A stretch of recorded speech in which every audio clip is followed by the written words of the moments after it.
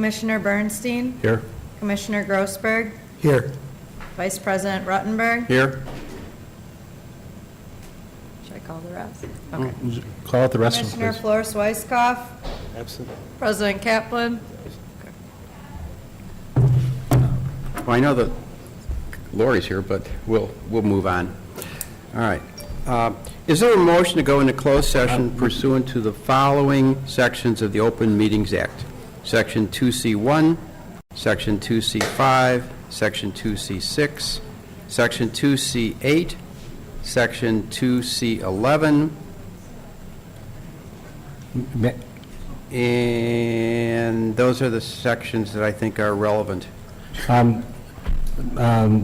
Chairman, Mr. Vice President, before I make that motion, I'd like to make a motion, another motion.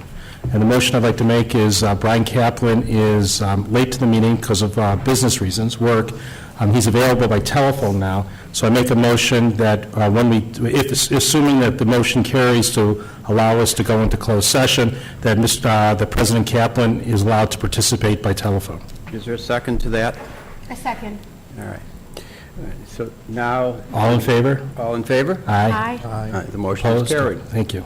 Now, I make a motion we go into closed session as set forth by you, Mr. Vice President. Commissioner Grossberg, second. Roxanne, please call the roll. Commissioner Bernstein. Aye. Commissioner Grossberg. Aye. Commissioner Flores Weisskopf. Aye. Vice President Ruttenberg. Aye. President Kaplan. All right, we are going into closed session at 6:02 p.m. We'll be about a half hour. Did you can stay. No, you can leave. We're in the room. We're going in the other room. So we'll be about a half hour. I was absent. Brian, it's just commissioners.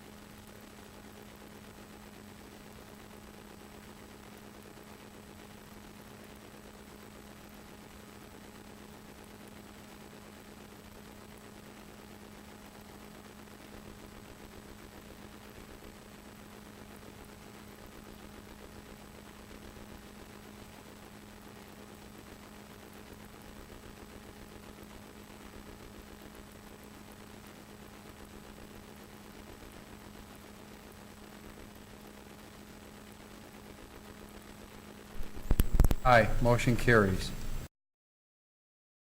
Additions to the agenda. Is there anyone from the public here who wants to comment for items on the agenda?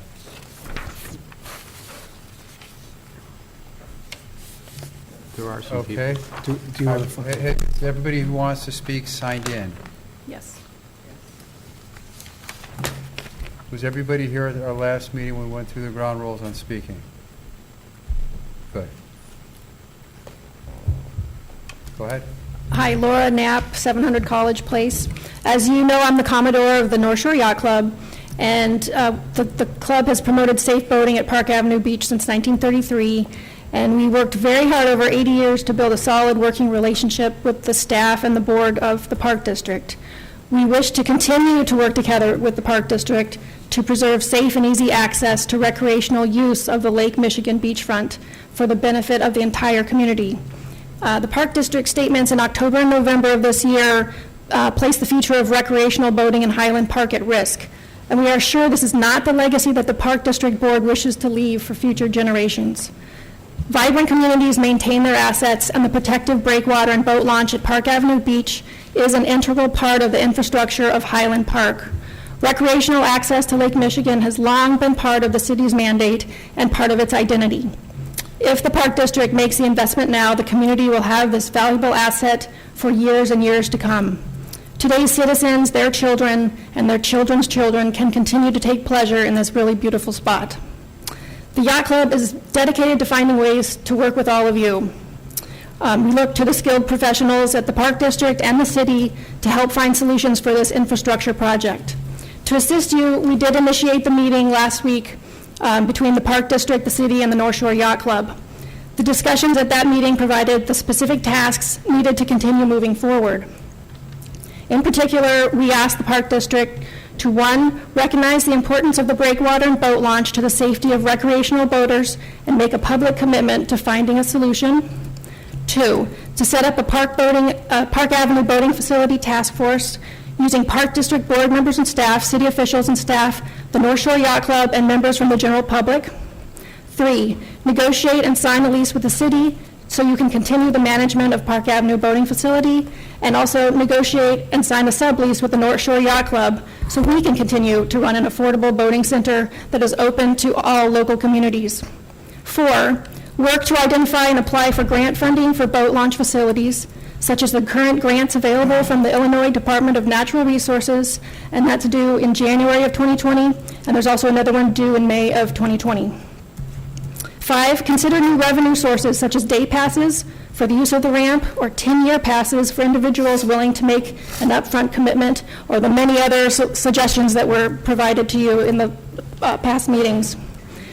It is too late to say we should have fixed this 5 years ago, and let's not meet 5 years from now and say we should have acted in 2020.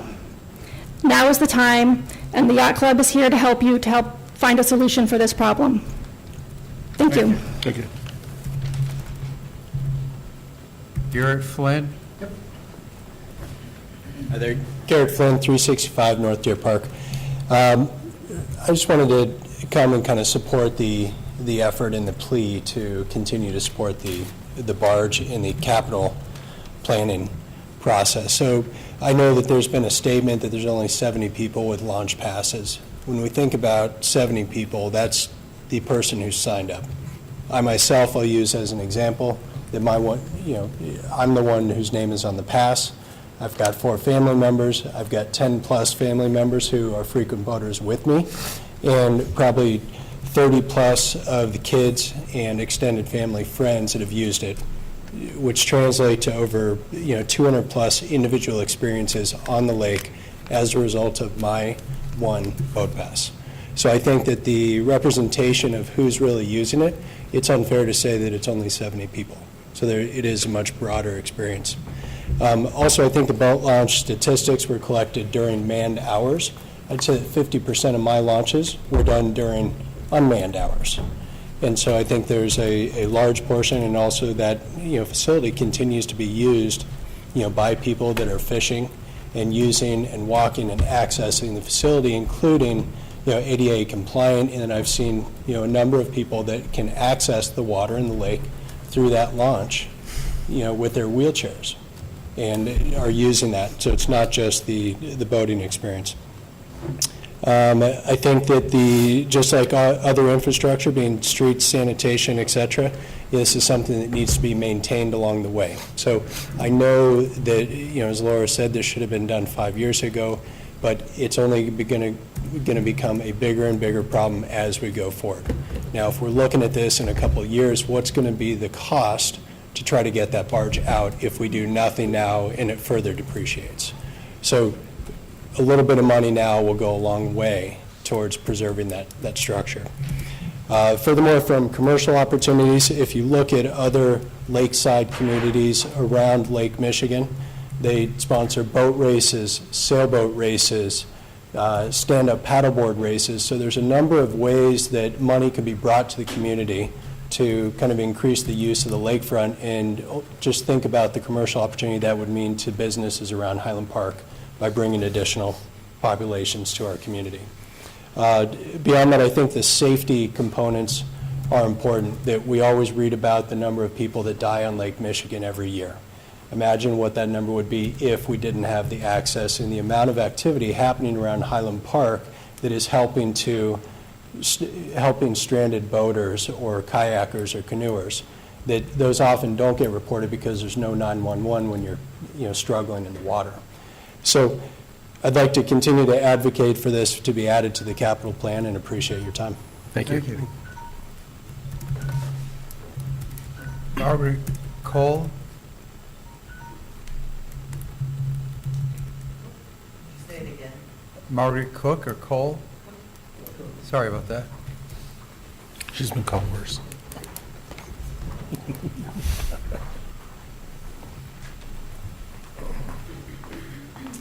Hi, thank you. I would like to speak on behalf of the Park Avenue boat area, and in particular, the North Shore Yacht Club facility. I moved from Winnetka a year ago, having lived there for 26 years, and always wondered why we didn't have access to a boating facility in Winnetka that happens to be the only community from Chicago to Waukegan that doesn't have a boating area. And so I talked with a friend who lives in Highland Park, and she said, you have to come to Highland Park. There's this great facility, the North Shore Yacht Club. And I had never heard of it. Lots of friends hadn't heard of it. But it is not the fault of the North Shore Yacht Club. I mean, there may be history behind this that I don't understand, but the Park District website says nothing about it. So if you wonder why people aren't using it, maybe it's because they're not finding out about it.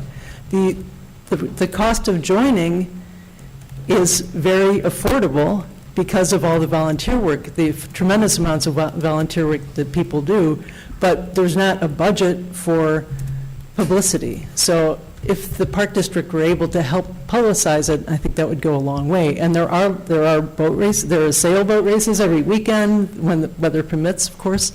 I took a sailing class, kayak at least once a week during the summertime, and stand-up paddle. So it's a great facility, and I think there would be a lot of potential for a lot more people to use it if there was more publicity, and also if, obviously, the launch area were fixed up again. So, thank you. Thank you. Thank you. David Maltek? Hi, I'm going to take a different angle on this. I'm not going to refute the numbers in terms of the number of boaters down there. I think there are quite a few more than what was reported. But what I'd like to say is that a couple of years ago, when we had a lot more interest in the Park Avenue beach, and there was a whole movement afoot with the community, I believe we had around 1,100 people signed the petition, the online petition. And I pulled off from that petition a number of the comments, and there were probably about 30 or 40 comments, and I didn't bring them here tonight, but I'll forward them to staff, and I highlighted them. I couldn't make the last meeting, but I highlighted them, and all the people who, even though they weren't boaters or aren't boaters, how much they enjoyed going down and using the barge to sit, to fish as a destination spot for people who are walking down to the beachfront, people who run down there all the time. It's a destination spot, whether you're a boater or not. So if we don't keep the barge open, it's not just the boating clientele, the boating public that's affected, but it's also a large number of people in the community who find that as a destination spot. And when we had the benches there, you know, you'd be hard-pressed on any nice summer day not to see somebody on that barge just enjoying the view, enjoying the activity down there. So you don't need to be a boater to really appreciate that amenity of the barge and what it means to the community, as well as what it also creates for the boating community. So I just want you to keep that in mind, because it's not just a boating issue. It's a recreational asset for our community. Thank you. Thank you. Thanks, David. David Sogan?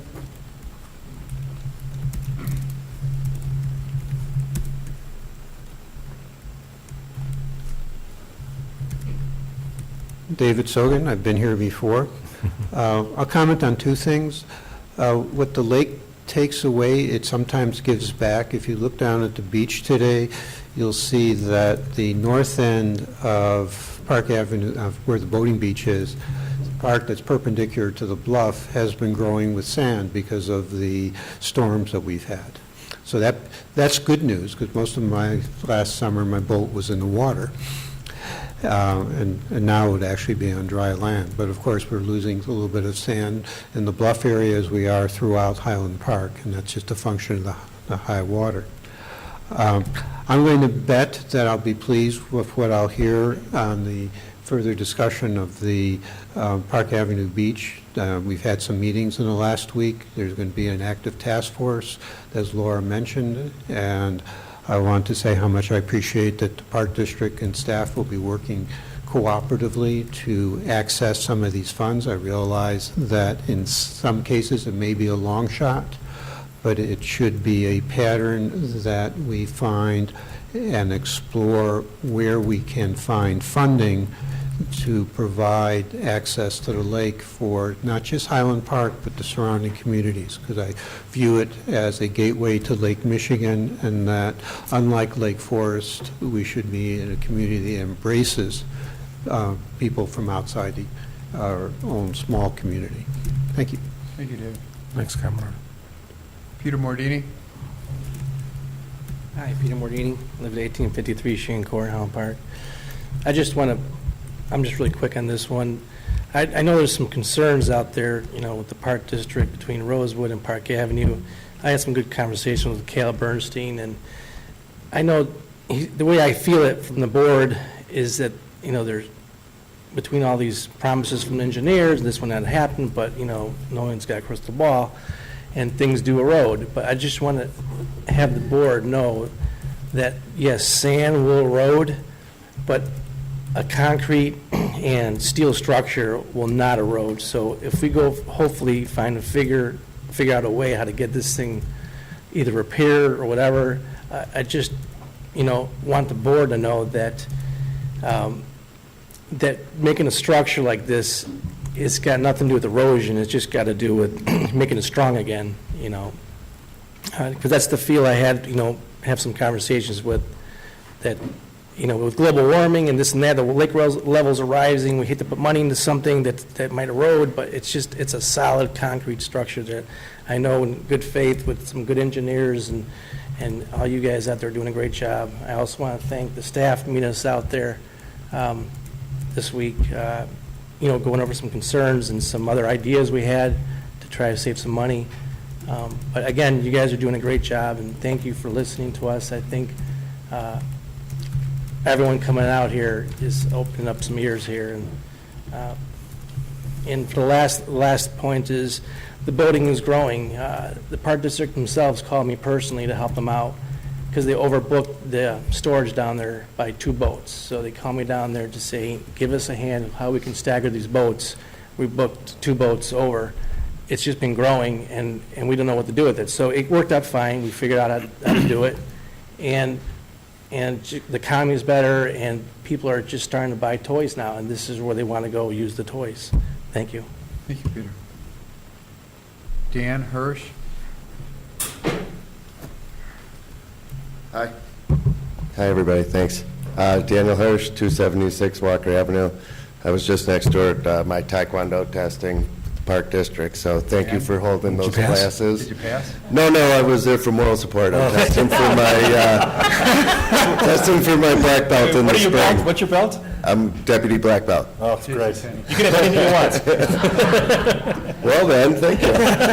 No, look, I just think this is time to revisit everything. I'm easy. Okay, we just had all-time high in the stock market, I mean, and that's with Bowen flat on its face. Things are good. There was a time when that launch facility was packed. On Saturday and Sunday, every spot was filled, and everyone had to go, who had storage down there, had to put their trailers back in their storage spot. And it ran smoothly, and it was great. And I feel like we ran the people out of there. I think it's a different time altogether now. And it's not a time to abandon that facility. It's a time to make it better. So I don't know if your plan was to finance the construction and the stuff at Rosewood, but I think they're one and the same. And they both deserve exactly the same care because they're both equally important to Highland Park. So if we're paying, if we're going to roll them up and borrow some money and do it that way, I don't think it's that expensive a project when you're talking about a 50-year lifespan. So it wasn't high water that destroyed the barge. It was not repaired when it could have been. So whatever we do to fix it is going to last.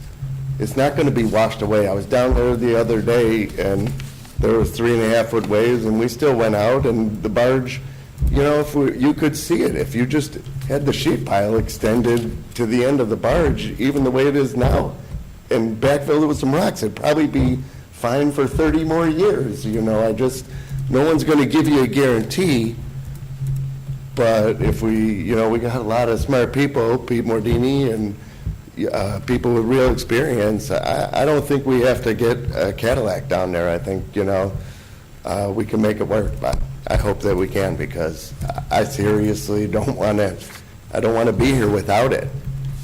I have a boat. I've been down there since 1995. I have a jet ski too. And I used to think, well, okay, take the boat away from me. I'll just drive my jet ski over the beach. I have a sand park. They said, no.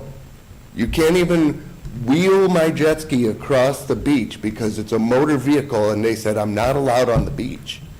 So I'd like to think that we could make it all work. So anyways, thank you so much. Thank you. Laura Santucci.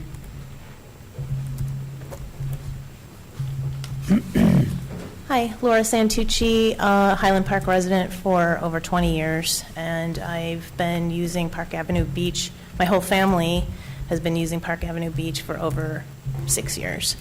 And I'm just here, again, to give my support. I agree with everything I've heard before I got up here, and I feel like this is a solvable situation, and so that's why I keep showing up to try to be part of the solution to this, and so that we can continue to enjoy Park Avenue Beach.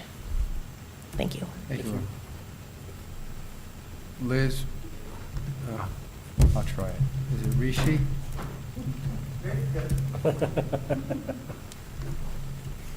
I'm getting better. Thank you, Liz Rishi. I'm a member of the North Shore Yacht Club, but I'm here speaking for myself. I hope you take note in what Maggie Cook said, which it really strikes me when you have a resident that moves from another local community and decides that Highland Park is going to be their home. And part of the decision-making process was access to the lakefront. I think that's a pretty big statement. And I, as part of the yacht club, run the kayak program, and I remember meeting Maggie and her husband and talking about how excited they were to be here and down at the yacht club and access to the lakefront. That's a pretty bold statement as to why someone chooses a community to live in. But my message tonight, I'd like to share with you something, and I would like it addressed by the individual that wrote it. Back in February, on February 18th, 2017, the Yacht Club has a message board, or a blog, as they call it, and there was a statement written on the blog by one of the Park District Commissioner, one of the individuals running for Park District Commissioner, and I'll read it and quote it.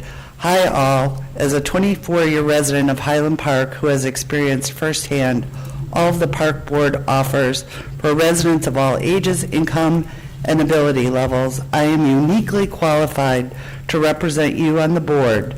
I will," and I quote in all caps, "never allow anyone to close Park Avenue Beach or shut down the boat ramp, and I will work amicably with our sister government agencies to assure that all Park Avenue joins Rosewood as another jewel in our community of beautiful holdings in Highland Park." That was written by Commissioner Grossberg, and what I would like to know is that statement in its entirety still hold true today? Well, we're not supposed to respond, so I would love to meet with you, and we can talk about it. Okay. Well, I will tell you what, if you'd like, as an option, the Yacht Club did write a response to that with some questions. It was never responded to, so if you'd like, you could write it there and share it with all of us, if you're able to. But you're welcome to reach out. My email address is on the sign-up sheet. So thank you. Thank you. Appreciate your support long-term. And let's get this done. Thank you. How do you pronounce your last name? Rishi, okay. I got it right. That's our last speaker who signed up. Is there anyone else here who'd like to speak on the barge, waterfront, or any other topic? Okay, let's keep moving forward then. Consent agenda. Before we get to the consent agenda, we need to remove item D, approval of resolution 1907 to grant a temporary construction easement of to Albion Jacobs. And what I'd like to add is consent agenda item G is the approval of the Centennial Ice Arena compressor replacement engineering services agreement. It's already on, there's F. It's on the agenda. I want to put it on the consent agenda. It is. It is, it's item F. It's already on the consent. It's already on the consent agenda. Oh, it was added. It was added. It was added, okay. And I guess I'm ahead of my time. I make a motion to approve items A, B, C, E, F, G on the consent agenda. Second. Is there any additional conversation on the consent agenda items? Roxanne, can you call the roll? Commissioner Bernstein. Aye. Commissioner Grossberg. Aye. Commissioner Flores Weisskopf. Aye. Vice President Ruttenberg. Aye. President Kaplan. Aye, motion carries. As to item D, I'm going to recuse myself because I represent Albion Jacobs, so I'll leave the room. Are we going to talk about that item now? Before Cal? Is this an appropriate time? Because Cal said he's going to leave the room. To Yes, talk about that item, Yeah, if it's on consent, right, you'd have to, we'd have to remove it from Remove it. consent. it is. I guess You could took it do off the that. consent agenda. Are we going to talk about that now, or are we going, so Cal knows if he should leave? Yes. Yes. All right, so he's gone. Okay, is there any conversation on item G, approval of resolution 1907 to grant a temporary construction easement to Albion Jacobs? Was the reason for taking it off the consent agenda simply because Cal was here? Yes. Okay. Move the approval. Okay, can I get a second? Second. Roxanne, can you call the roll? Commissioner Bernstein. Commissioner Grossberg. Yes. Commissioner Flores Weisskopf. Vice President Ruttenberg. Aye. President Kaplan. Aye, motion carries. So now we have to wait for Cal to come back. Yes.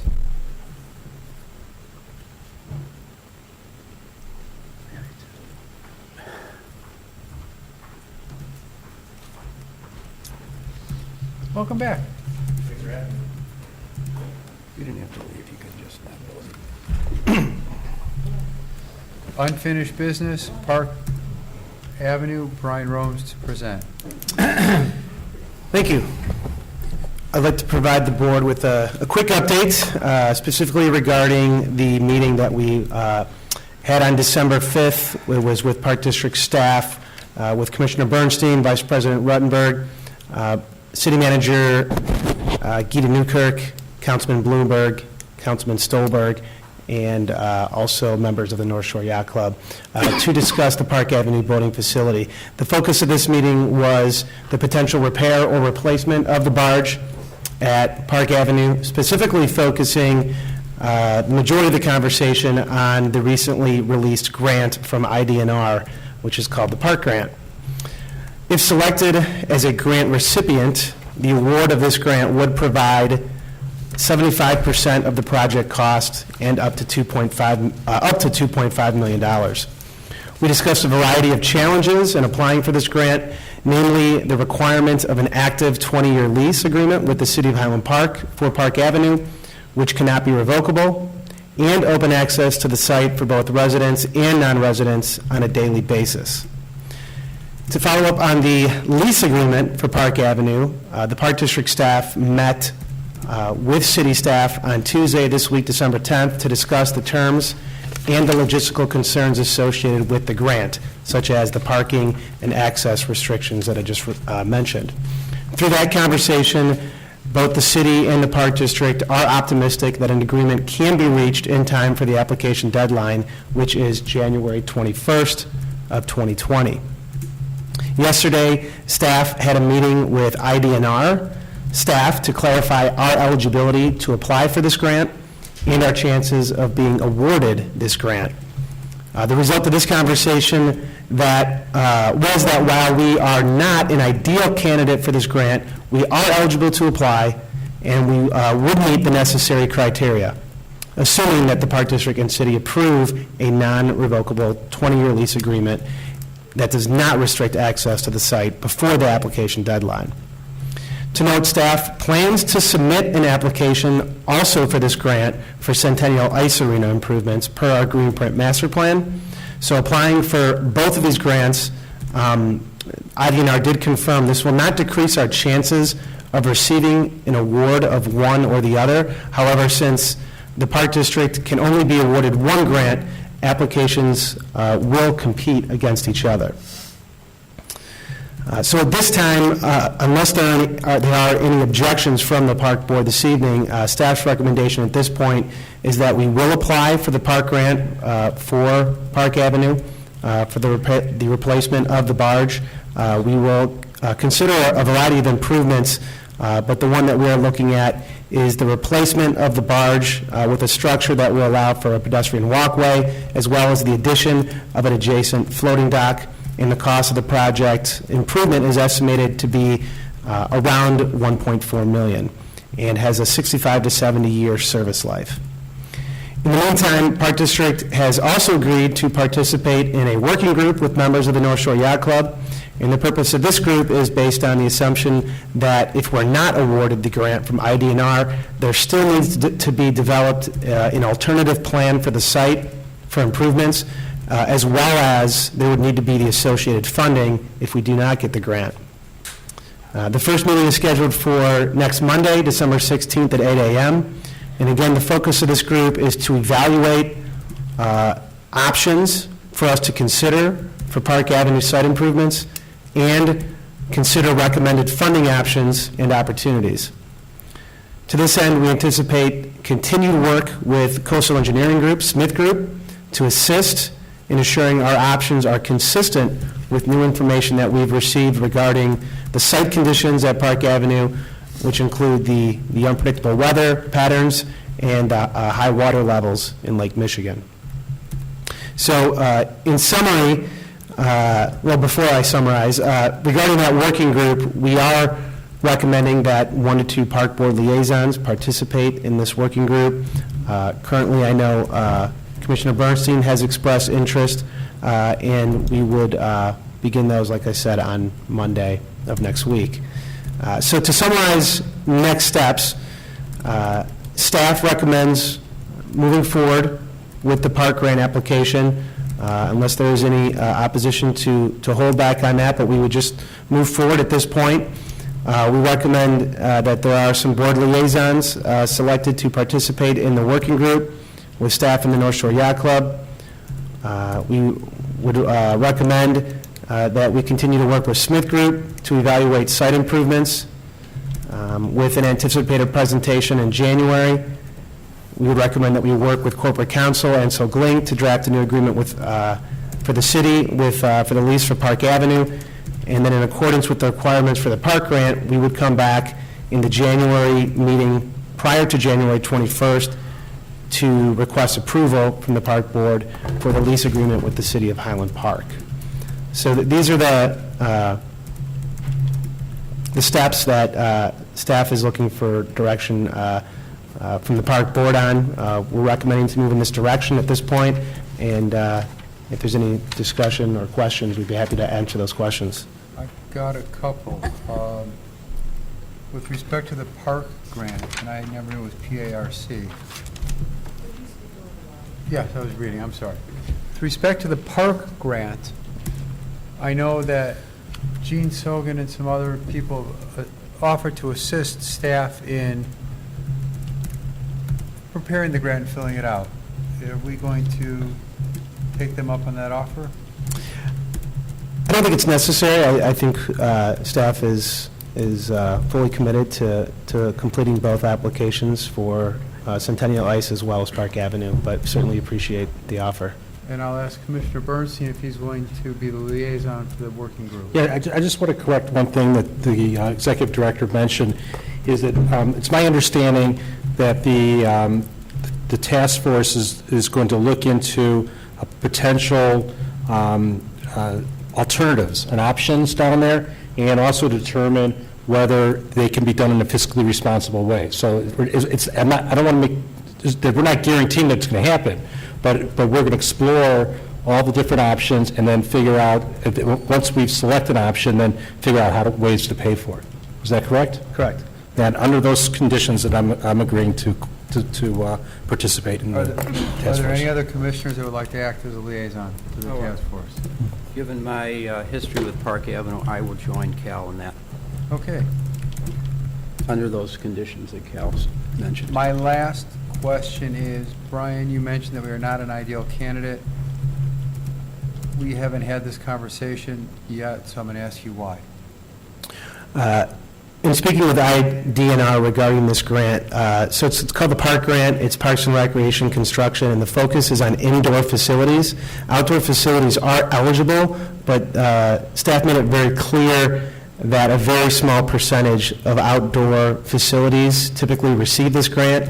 Typically, they look at water parks and facilities that serve a large group of a resident population, resident or non-resident population, and for that reason, it would score very low, even if all terms are met.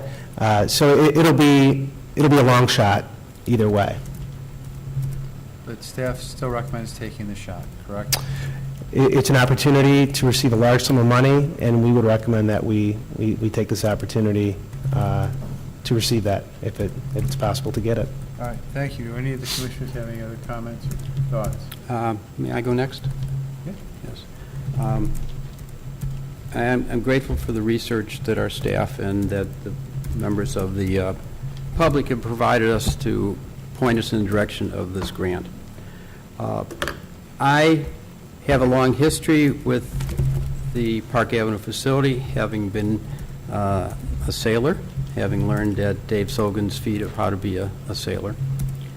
I can't sanction our going forward with the grant, however. If we take a look at numbers of utilization of facilities, I did some rough math. It's not going to be acceptable to a lot of people here, but if there's a 6 month period of sailing or boating, and assuming we have, I just did some math, 20 bad days, and you take 5 people out each time, I see somewhere around 4,000 touches or experiences of people. Centennial Ice Arena probably has 10 or 15 or 20 times that number of people.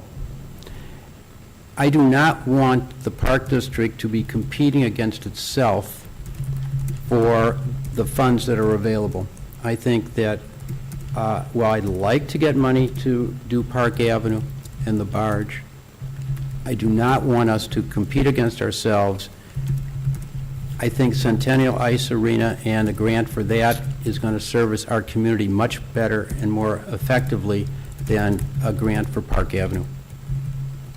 So my recommendation is not to proceed with this particular grant. Doesn't preclude the city from moving forward with the grant application and repairing Park Avenue, I assume.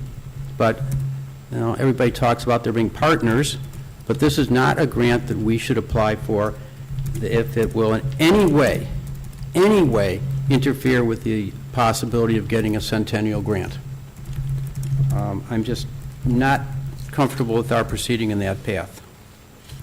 As I said, the number of people affected by visiting Centennial is a magnitude of 10, 20, 30, 50 times the number of people that are benefited by Park Avenue, given even the fact that there might be walkers, given the fact that there might be people driving by to show Grandma the lake.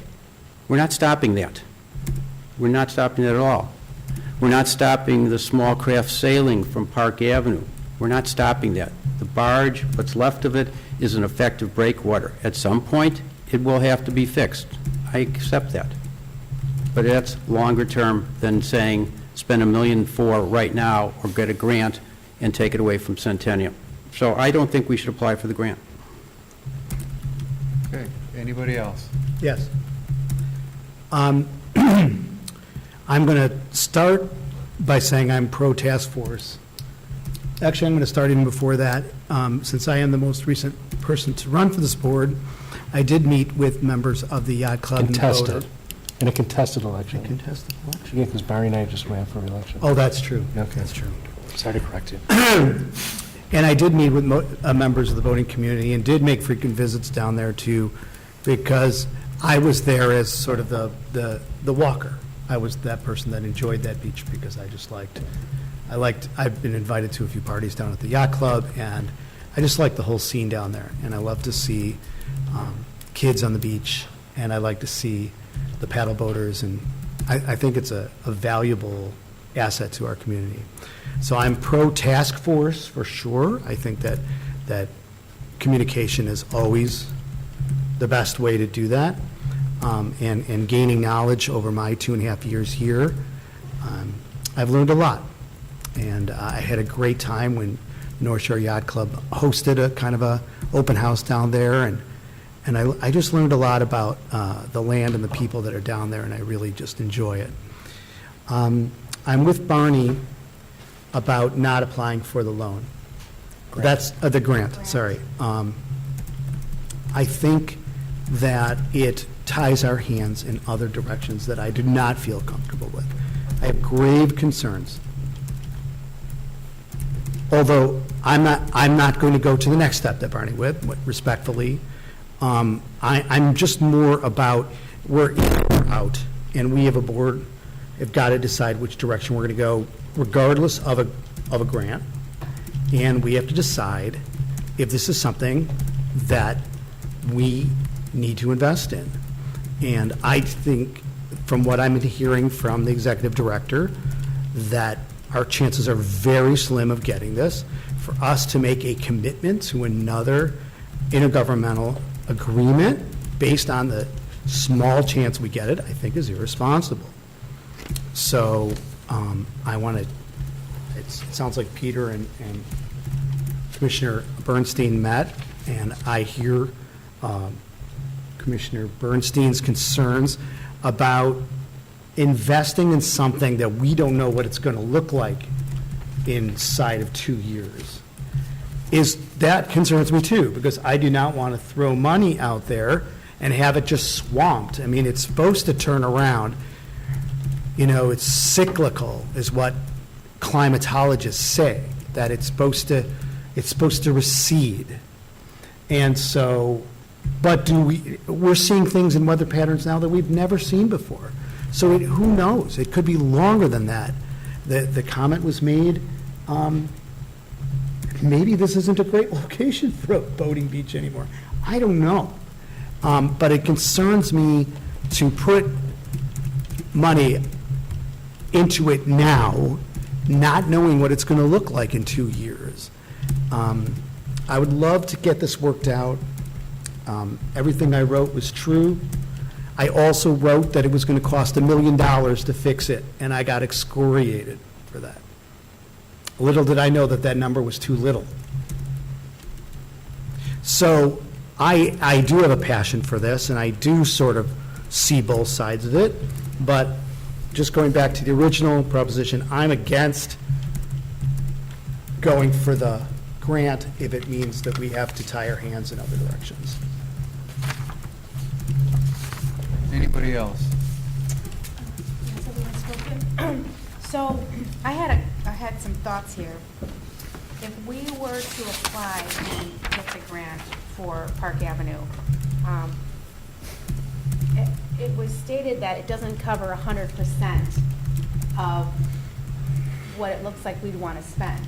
So my question is, how do we not get stuck footing the bill?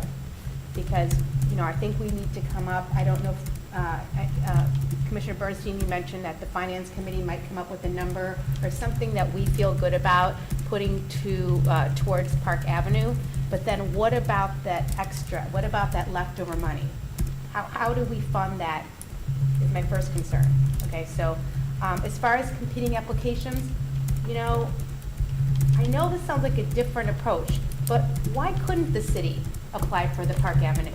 So that way, we can continue to go after the Centennial, and they wouldn't be competing because it wouldn't be us doing it. It is the city's property. I think this is a great way to apply for both of the grants. So I would ask the city to consider that versus not going for a grant at all. Yeah, that's really my thoughts. I definitely, we've been listening to you, I promise, and it is, to live on the lake is certainly a wonderful benefit of this community. We just have to figure out how to make it work. So, like I said, I would like to see if we can talk to City Council, see if you guys would be willing, it's acceptable to apply for the grant for the Park Avenue. And then again, we need to figure out as a board and talk to the task force, or how can you help us fill that financial gap that the grant won't? We'll come up with an amount of some kind that we feel is acceptable to both. And then what? What about that leftover? That'd be my only concern. Commissioner Bernstein, anything else to add? Wow, I didn't expect all of this. I would say this, and I understand what my colleagues have said, and let me preface it by saying that I am not a boater. I probably said it ad nauseum at these meetings. Boating is not my passion. The Park District of Highland Park is my passion, and that's why I've been on the Park District Board. I'm now serving my third term. I would say this, is that I take a different approach, is that I think that this is something historically that the Park District has offered, and I really haven't heard no good reason why we shouldn't continue, why we should not continue to offer this facility, assuming we can do it within financially responsible and prudent means. I'm not sure what that means, and that's why I suggested that we re-examine, basically throw out all the assumptions that we've been working with in the past about how lake levels are cyclical and how lake levels will come down. I don't know the future. I watch the news, and I see what's happening all around the lake. There was on the news this week where there's significant failings of bluffs and beaches all along southern Lake Michigan. The Park District in Chicago right now is doing extraordinary means of putting rocks in to try to protect their infrastructure. There are buildings in Rogers Park that are along the lake that are in danger of the next major northeaster that's going to affect it, that they're doing, again, putting rocks there as an emergency method to try to protect those buildings. I don't have a crystal ball here. I don't know what the future is.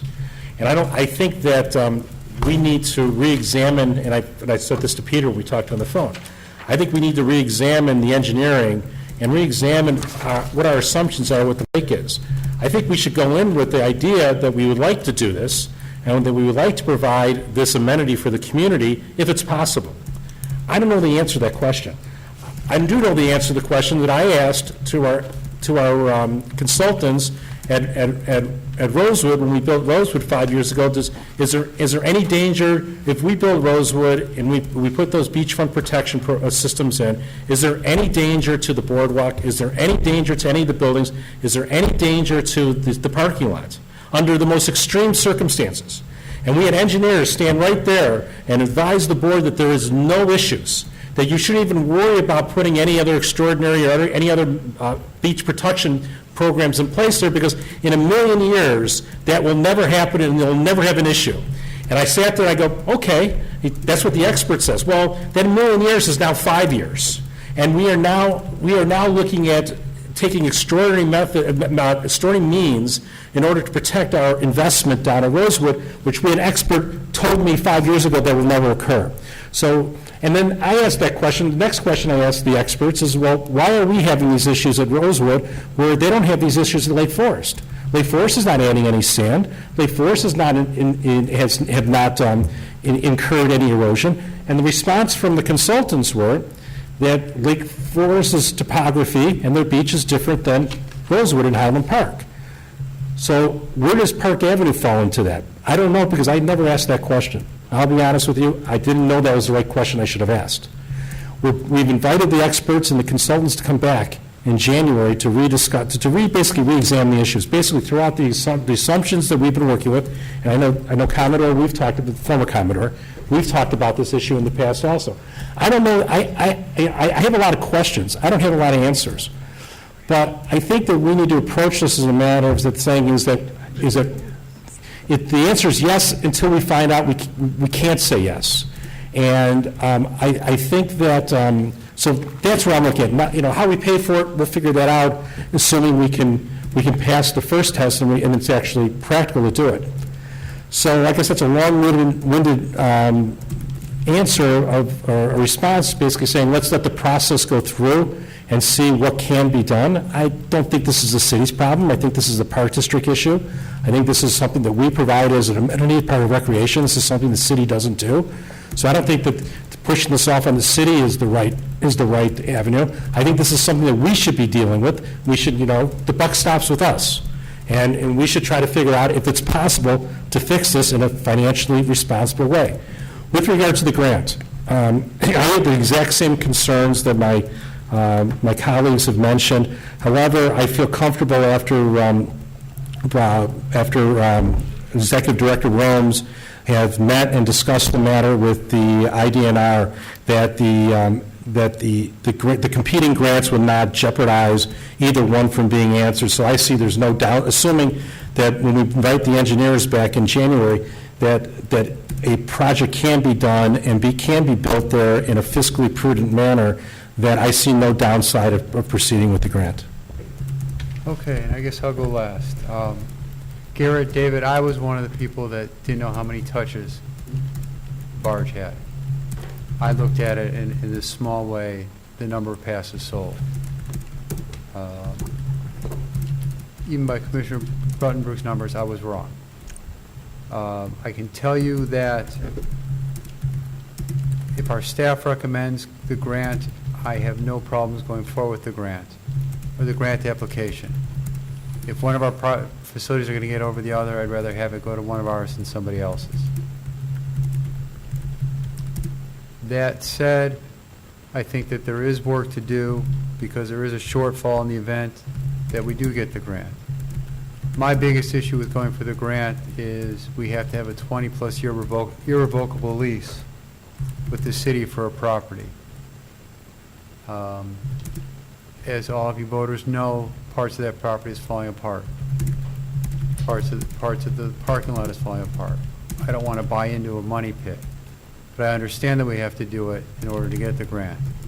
So that being said, it's no different than it is now. We can work out the terms. I have no problem if staff recommends applying for the grant, and having hopefully one of our facilities get the grant. Then if we get it, we can worry about how to pay for it. So I guess the next step, I guess we have to, I think we have to poll the board. I think we have You know to, what, Can I Yeah. add to that? I'm sorry, before we do that. I'm going to go on record, I'm not okay with getting the grant and then figuring out how we're going to pay for it. Absolutely not. We have to know what we are willing to contribute, come up with something fair, and then again, this shortfall, what else are we going to need? And that's where we ask for your help to the voters. And secondly, my other question is, what happens if we don't get it for Park Avenue? Can we reapply?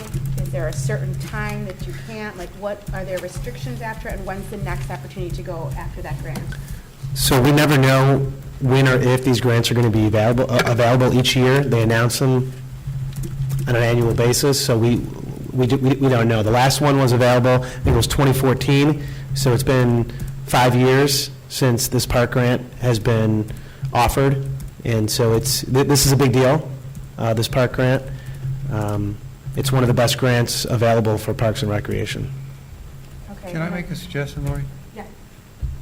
The grant's due January 23rd, 21st. 21st, sorry. That gives us time to apply for the grant. That gives Commissioner Bernstein and Commissioner Ruddenberg time to work with the task force. That gives our finance committee time to work with numbers. And we can keep visiting this each and every meeting if we have to stay on track. And we don't have to make a decision on whether or not to actually apply for it until the 20th. Correct. So I understand it's a lot of work for staff to get to that point, but it's the only way we're going to get to that point in a fair manner. So we would seek direction today on whether to use time and resources to continue the application process, and then at the next board meeting, the board would have the opportunity to say yes or no on whether or not we wanted to submit that application. So at this point, there is a significant amount of work that needs to be done, and we would seek direction on if we should invest that time to apply for this grant. That would be the first request, and then the second would be to put it to a vote at the January meeting. So what's the next time that we meet? January 14th. Yeah, January 14th. Here's my suggestion, Mr. President. Yes, sir. Yeah, my suggestion is, and I understand it's counterintuitive to be submitting competing grants. I get that, but I think this is a 1 in a 5 year chance to, this grant has not been available for the last 5 years, and also you have to remember that one of the terms of the grant is that it reimburses the park district for any money spent. So let's say, for example, let's just use an example, we get a $1.5 million grant or excuse me, based on a project for $1.5 million, I think it's 25/75, is that the percentage? Yes. So they provide some, let's do a third, because it's easier for my head to wrap that around. So if it's $1.5 million, that'd be $1 million award.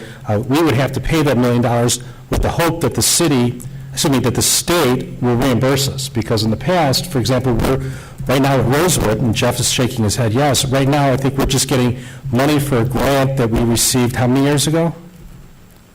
5 years ago. We're just getting reimbursed right now for a grant that we received at Rosewood. So this could be a situation where if we do get the grant and we decide to do the work, it could take some time to get reimbursed, and so that's what we have to figure out, how, if we have the ability to even front the money and do it. I think that's something that we have to examine. I don't think that should put the brakes on applying for the grant. I just think that those are things that we have to do in short order, because we have the grant applications due in such a short period of time. But for me, I think the more important thing is determine whether it's even, getting to what Terry said, is practical to operate a boat launch in this location. And we won't know that until we get the consultant back here, the engineers back here, and I believe Margaret's supposed to come back January 14th, if that's correct. So we're going to be able, and I'm sure members of the public will be here to want to listen to what the engineers have to say on January 14th. In fact, that's our next meeting. And I think, I really don't have a problem, and I apologize to staff, the holidays and everything coming up, but I think that we should proceed with the grant application, obviously conditioned upon hearing the right things once we get the engineer back in front of us on January 14th. Okay. I think we should cut bait on it. I think we should use our time to do the research that's necessary. Maybe getting another group in here. Maybe that Smith Group is just one voice we hear about it. I think it just sounds to me, and it just tipped me in even more when you said it's a rare opportunity, which in my ears says that more people will be applying, more people that have a more legitimate chance at it, meet many more of the criteria. I just think that we should get experts in, and we should listen to them, and then we should decide we're in or out. Brian, there's one more thing I want to mention. Is back in last spring, when the engineers were here talking about Park Avenue, they advised us, and I had this conversation with the former Commodore here, they advised us that if we did nothing at Park Avenue, we were probably looking at probably a 5-year shelf life of the barge, that we wouldn't have any significant topping of the barge, and we wouldn't have any significant failing of the barge for at least another 5 years.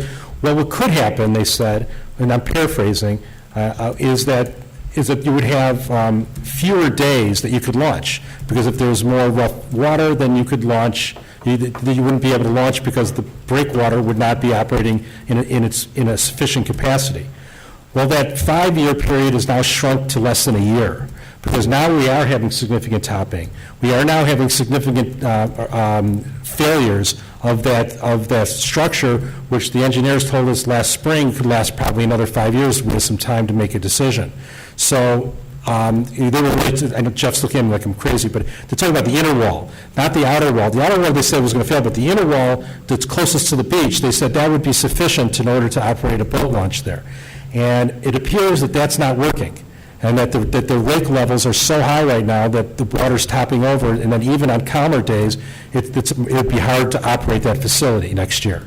So, If you don't mind, I want to just go on top of it, which steps to the next issue is the water treatment, the plant there. We don't own the land there. And if the city was to step in and say, or if the federal government was to step in and say, forget it, no more. There's too many dangers that are happening. Now, that whole close Park Avenue Beach, don't close Park, that happened before I was on the board. But if they said something like that, if the federal government came down and said that, or if the city government felt it was very unsafe, and we just put in all this stuff, what good is that? I'm very concerned about that. The city, I'm going to have to disagree with my friend, Mr. Bernstein, on this. I believe the city has a role there, and also with launches for fire and rescue from there. That is under their purview. And I think that they do have a stake in these games, and I think that we should be talking with them as well. I don't think it's a 100% our ballgame. I think that we have many stakeholders, all of which I'd be interested in talking to and reaching an agreement with. So here's my suggestion. We've all said what we thought. I mean, I think we should poll the board on two different issues. Issue number one is whether we should direct staff to proceed with the grant application. Unless someone disagrees with me, that's number one, that should be polled. And number two is whether we should have a task force to look into, either way, whether we proceed with the grant or not, but to look into like a Plan B of what can be done down there in conjunction with our partners, and once we come up with a solution, if possible, then we figure out a way to pay for it. So I think there are two different issues here, unless someone else sees it. If I may, there's a third. What's the third point? Third point is, do we want to renew a lease with the city? I think that goes to if we want to proceed. Yeah.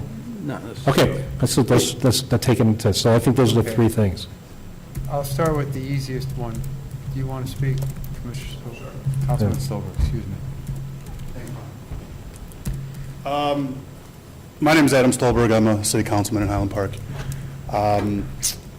Let me start by saying this is my opinion, not the opinion of the council as a whole. I just wanted to address a couple of the commissioners' points. And first say I'm a little disappointed.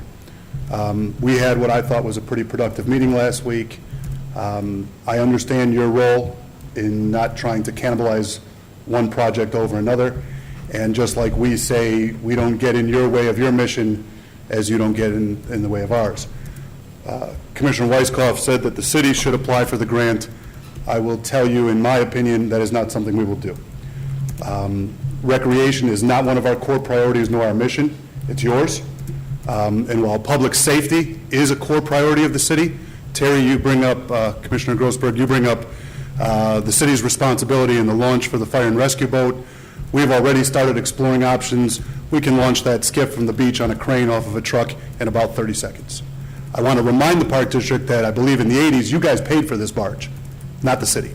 I don't believe that the city of Highland Park ever paid for this.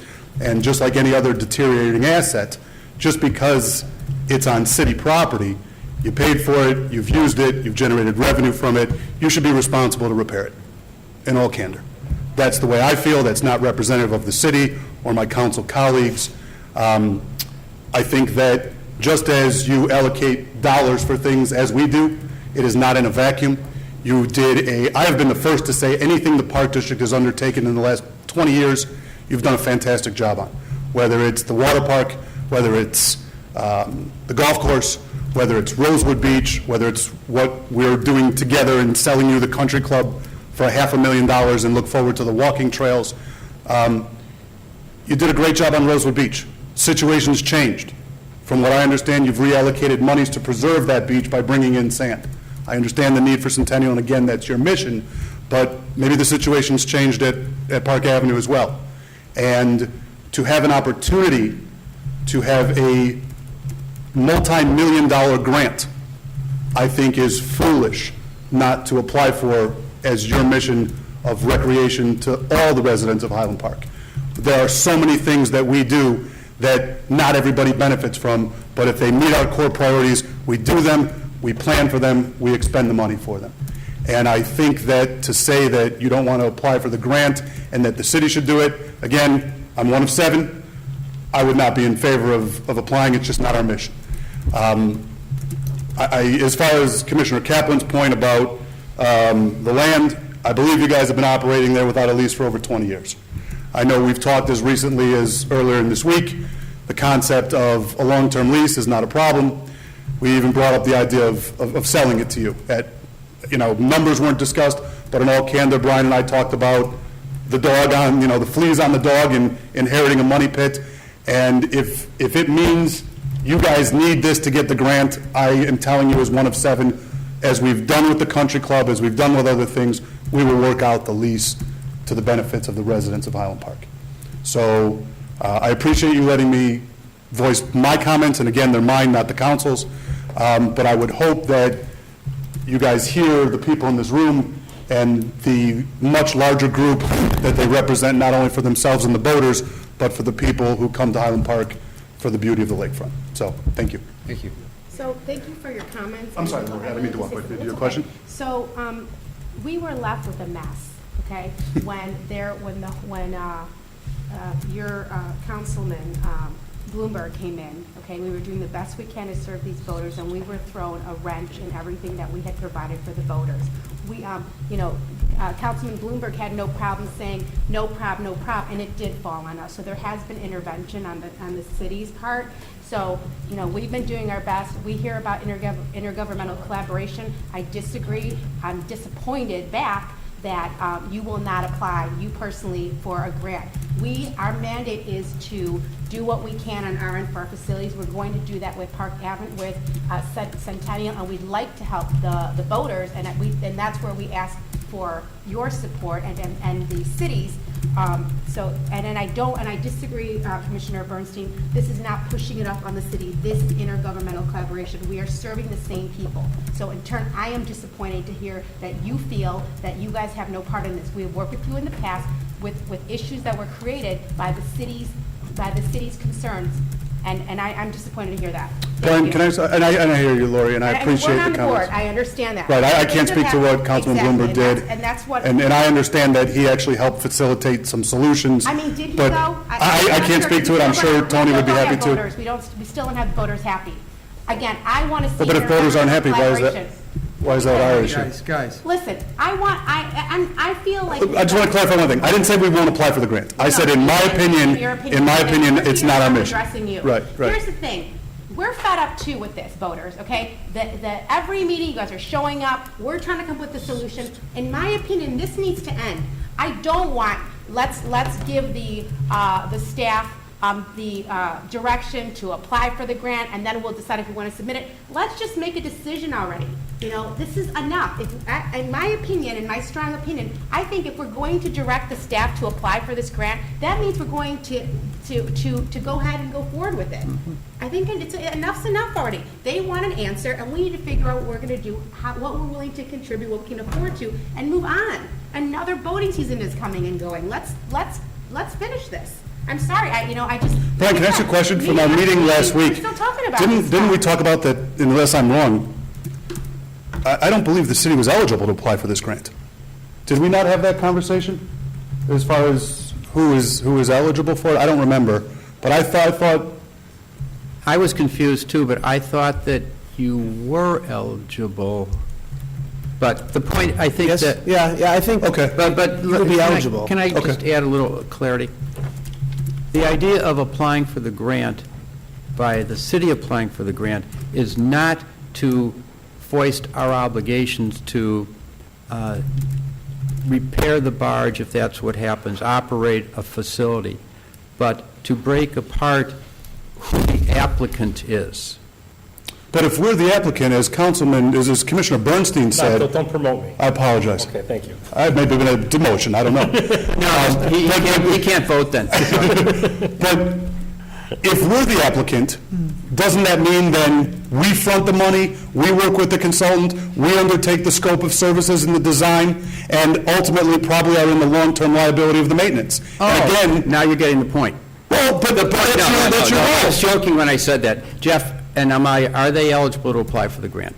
Okay. They are. Okay. The idea was that could then be a source of funding to us to do the work.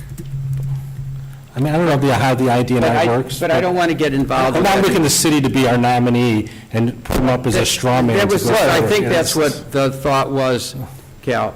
But the point is, rather than getting into a debate now with whether the city is or is not going to, that's sort of Like past the I point. said, and just as we met last week, and Barney, you said, I have to take it back to my board, I can't vote yes or no. I'm saying the same thing to you guys. If the park district says, hey, take it back to the city, or Brian, you're going to reach out to Gita and say, we want you to apply for the grant, we would have to vote. We'd have to, I don't believe we have a council meeting before the end of the year. So, our vote is in January. January 13th. That doesn't leave us much time to get working on it either. So obviously, we want to work as much as we can, but I still say recreation is the park district's mission. We have a salt dome to build, we have a fire station in Ravinia to build. We're not asking you guys for your help on that. No, I think it was, as we're going to try and discuss on Monday, a funding opportunity. Understood. But that may not be something that's available at this And point. the city is encouraging bike trails and connectivity, so then why would you do that if that's biking? That, to me, would seem like recreation. So you guys do kind of cross over and we overlap, and I don't think there's anything wrong with that. Let's So go it's- back to what we were talking about. I appreciate it, Brian. Thank you for letting me Let's have a couple let's things. go back, let's go look back. at those three So- issues, please. So Thank we've you. got two issues right now, Three, maybe three. yeah. I'm going to start with the easiest, is continuing the task force with Commissioner Ruttenberg, Commissioner Bernstein as liaisons, and continue to move forward with a solution or a potential solution to the Park Avenue, I will call them issues. let me start by saying, yes, I think we should do it, and although I'm saying I'm not in favor of the grant, I am in favor of finding a solution for Park Avenue. Okay. Does anybody on the board have any objection to the task force moving forward with Commissioners Bernstein and Ruttenberg as liaisons? Hearing none, we're on par with that. Thank you. Second is, and I don't know if we need to do this as a motion. We can't do a motion. It's not, I think this is more just polling the board. Roxanne, would you poll the board? No, I think we're fine. Okay. Now, there's no one objected to that, so I think we can move on to the second issue. Right. Okay, then just do the same thing. Does anybody object to? Does anybody object to, let me rephrase that. Does anybody object to staff moving forward with the park grant on behalf of both Centennial and Park Avenue? I object to proceeding with Park Avenue if there's any possibility it would interfere with the grant approval for Centennial. So I guess I'm objecting to it. Right, and I'm objecting it, I'm kind of disconnecting it from the Centennial issue. I'm objecting to us applying for a grant for something we won't get and wasting our energy on it.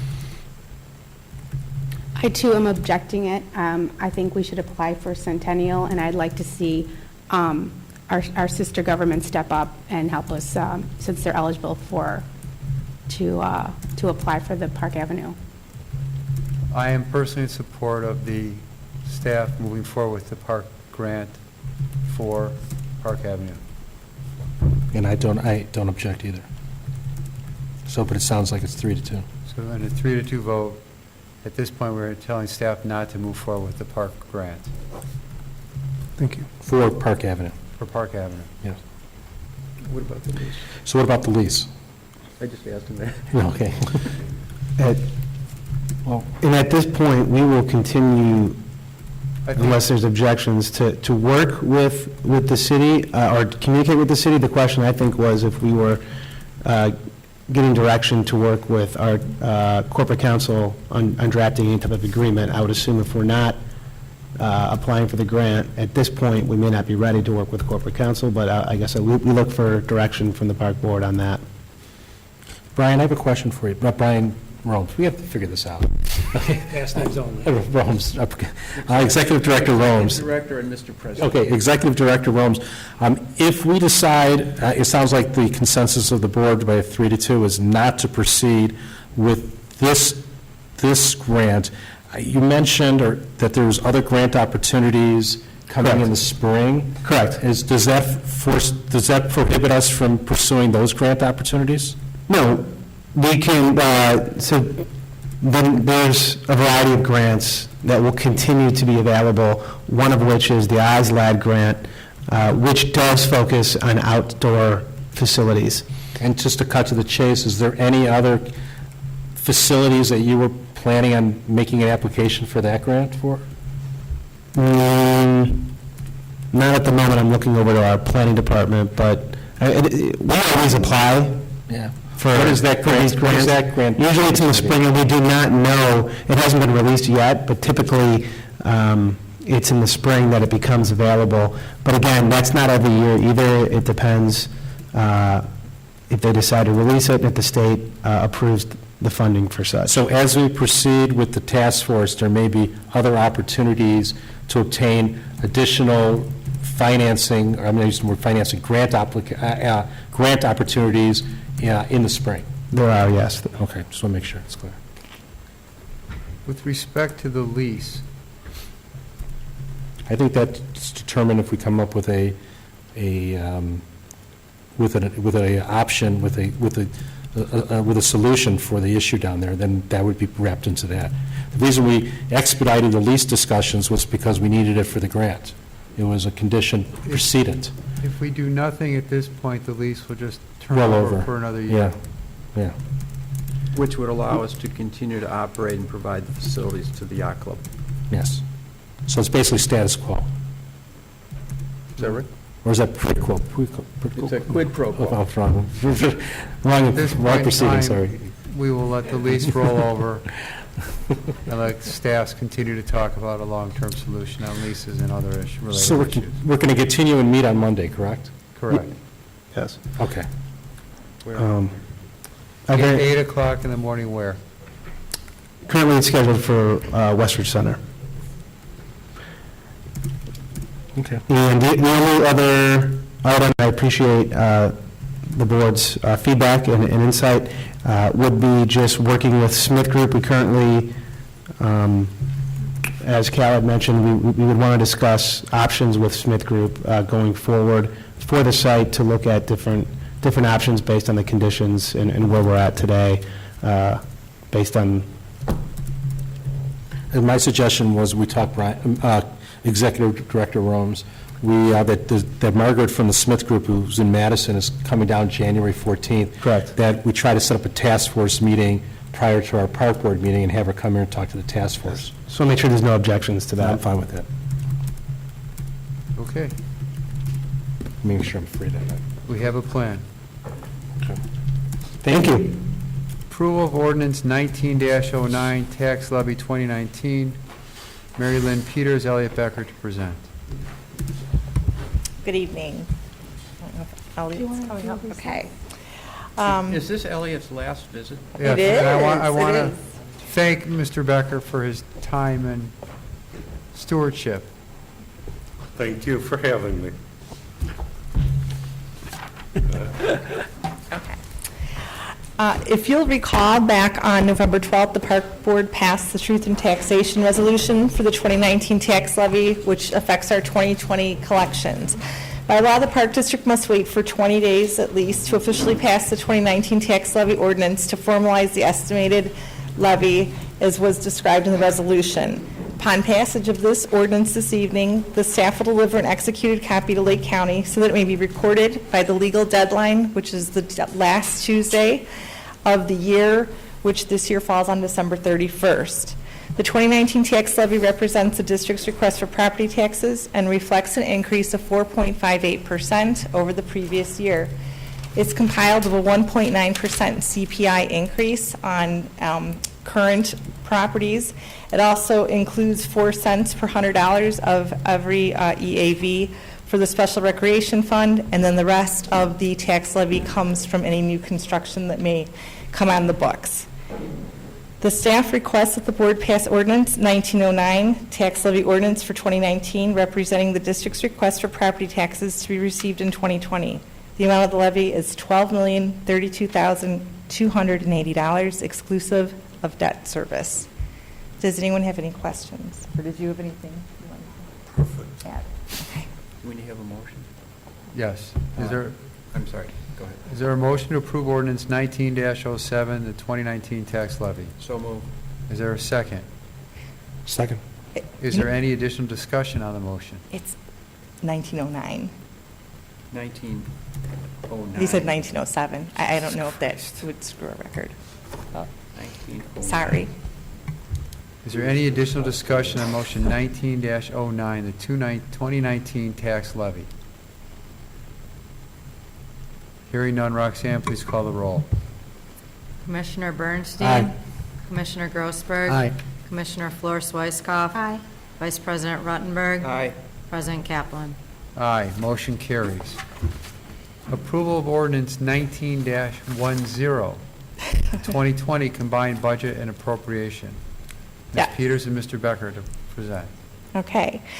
Then the 2019 proposed budget was presented to the Finance Committee back in October, and some changes were made after that presentation. And then the adjusted budget was presented to the Park Board at the November 5th workshop. At that time, the park provided consensus to make the draft budget document available to the public for the 30-day standing period. It was displayed at the Highland Park Library. It was displayed on our website. It was displayed at Westridge Center and also the Recreation Center of Highland Park. In accordance with the Park District Code and the notification of tonight's hearing, which is already passed, it had been posted in the Highland Park newspaper on Thursday, December 2019. The proposed budget for fiscal year 2020 includes operating revenues of over $22 million, with additional revenues of over $1 million, with estimated expenditures district-wide of over $30 million. And that would result in an anticipated deficit prior to debt issuance of over $6 million. This is a planned use of reserves for capital projects related to master planning. The proposed budget also includes a debt issuance of $7.1 million in bonds, which would give us a resulting surplus of just over $1 million. The staff requests that the board pass the 2020 budget and appropriation ordinance 1910 for the fiscal year ending December 31st, 2020. Can I get a motion to approve budget and appropriation ordinance 19-10 from the period beginning January 1st, 2020 to December 31st, 2020? So moved. Is there a second? Second. Is there any additional discussion on the motion? Roxanne, can you call the roll? Commissioner Bernstein? Aye. Commissioner Grossberg? Yes. Commissioner Flor-Swicekoff? Aye. Vice President Ruttenberg? Yes. President Kaplan? Yes, motion carries. Thank you. While you guys are standing there. We'll be filing those for just this moment. We'll be filing those immediately upon passage and well ahead of the deadline, which is the last Tuesday of December. Thank you. Thank you. Thank you for your diligence. Running shoes. You can wear your New Year's Eve hat for that. I needed a Does somebody actually have to take it up to Lake County? You can put it in a UPS envelope? No. No, Take it it's up hand-delivered. and Really? Yeah. If you start now, you can. If you don't, we're walking, it's going to be an all-day thing. It's exercise. It is. That's right. You know what? Go by the community park on the way, because there's a nice path that'll take you I there. hear there's some connectivity. How about, how about the treasurer's report? Oh, we're good for that, too. Yeah, okay, thank you. Okay, so treasurer's report. Looking at the district-wide income statement fund summary, as of November 30th, we are showing a surplus of just over $5 million, and that is well in excess of our anticipated deficit of just over $4 million. However, it is important to know that in December, and we've already done this, we paid nearly $3 million in our debt service. So when we get to December 31st, obviously that surplus will be reduced by at least that $3 million. Also important to remember is that the budgeted taxes, property taxes that came in, we came in at about $250,000 less than budgeted, because in the budget we included money for new construction, which did not come to fruition.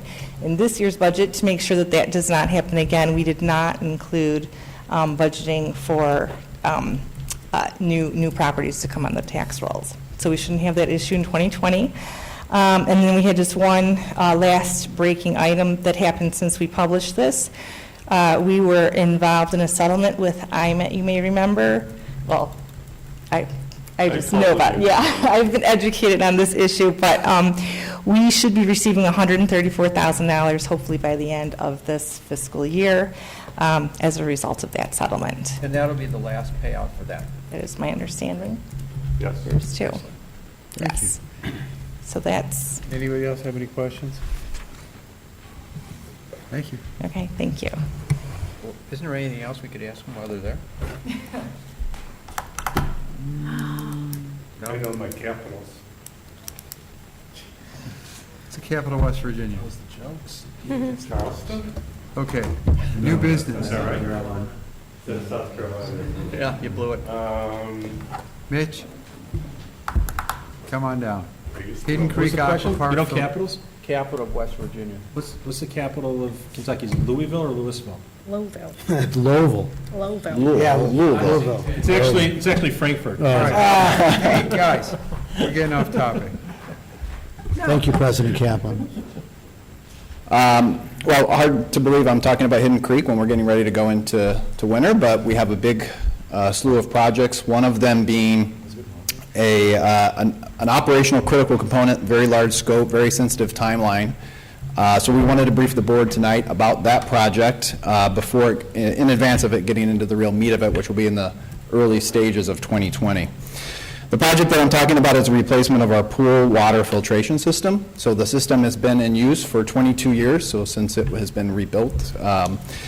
It's a sand filtration system, and while the filtration material, the sand, has been properly maintained and replaced, the internal system components and the tanks themselves have met their useful life. Now, to be clear, there's nothing wrong with the water at Hidden Creek. This is more of an operational inefficiency with parts and tanks that are just not, they've met their useful life. So one example might be that with a inefficient system, we're doing a lot more backwashing, and that causes us to have to clean the filters, which uses a lot of water. We have to refill the pool. When we do that, heat, treat, and in addition to that, the opportunity with technology enhancements in the field over the past 2 decades allows the Park District to further improve their filtration process by changing out the filters. So that'll be the main focuses of this project. The main goals is going to be obviously to improve the water quality, reduce our water loss through filtration, which is a very green process, and improve our energy consumption. As part of this project, engineering and design services are needed. The engineering team would provide some critical services, including project design development, construction documents, which include technical specifications and permitting that's required with this through the Illinois Department of Public Health, bidding negotiations with contractor and construction administration support. Staff has retained the services of WT Group for this work. WT has extensive background in the aquatic engineering field and design.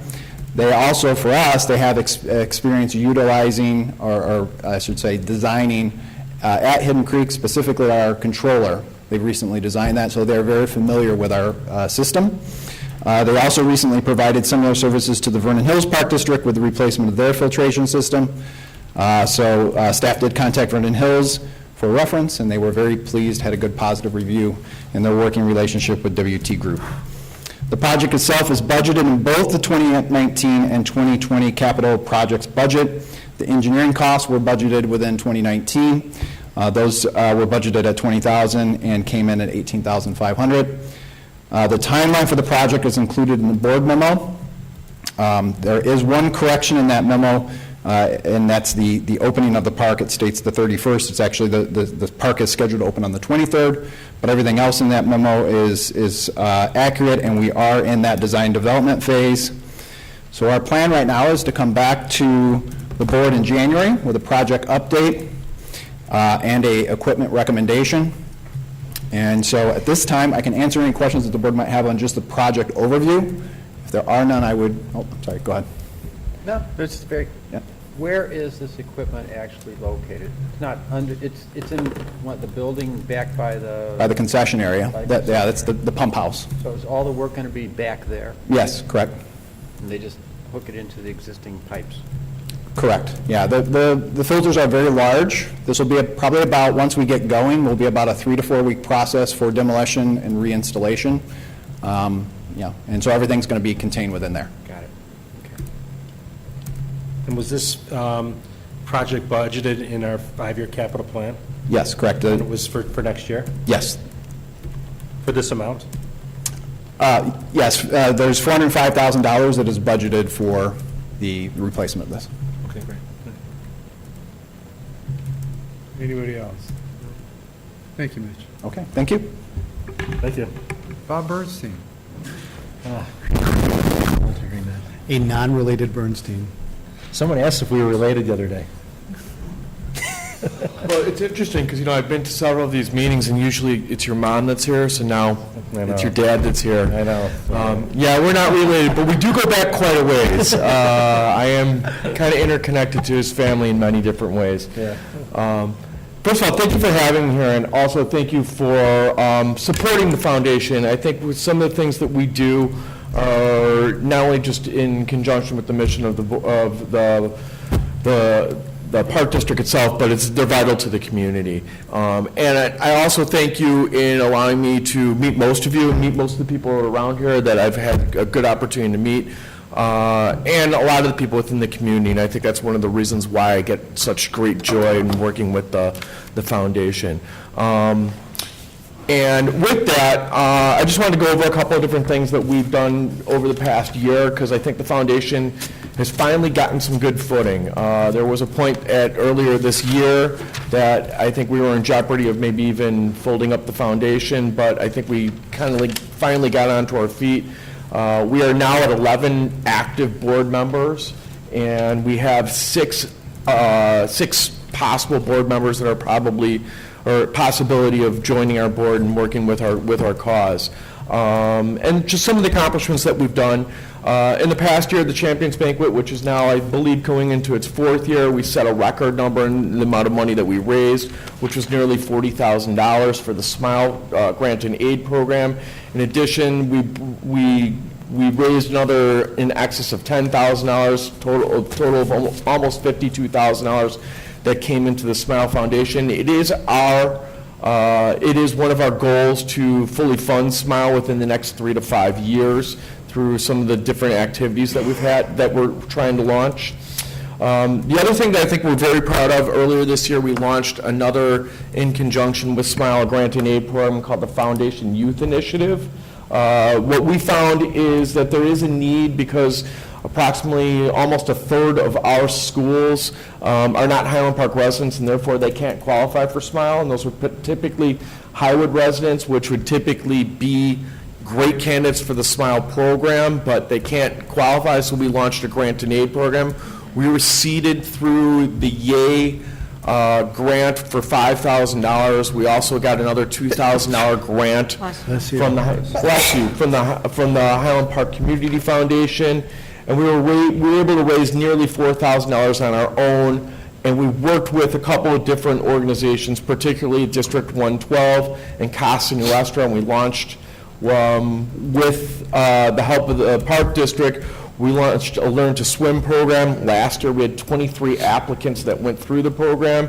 And Mitch, if I'm not mistaken, we have 16 signed up? We have 16 spots that will be available to register. Correct. So we'll continue in that. We had a meeting, Brian, Mitch, and myself had a meeting with some people from District 112, and their needs are not just in there. We're looking at maybe expanding into gymnastics. They would like to see an after-school program, and possibly somewhere down the road, maybe somewhere within the camp, a camp program as well. Bob, sorry, just to, you said that they're thinking about doing a gymnastics program? Yeah, expanding the FYI program. Okay. And this is, you've spoken with, going on at the high school with, I just want to make sure that she's tied in with that, because they have we've talked with. She's with 113, correct? 112. We talked with 112. Louisa, we talked with the principal at Oak Terrace. Yeah, I don't remember her name, and it was Lisa Espinosa, who is the community.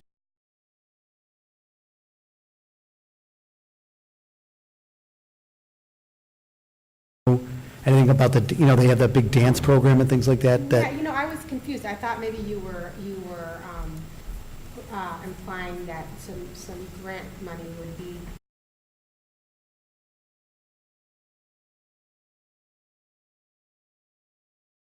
Thought, Terry? No. You thought it was something else? Okay. I just want to make sure that if we expand to a different program, that we're not stepping on the toes of existing programs. Right. It is my.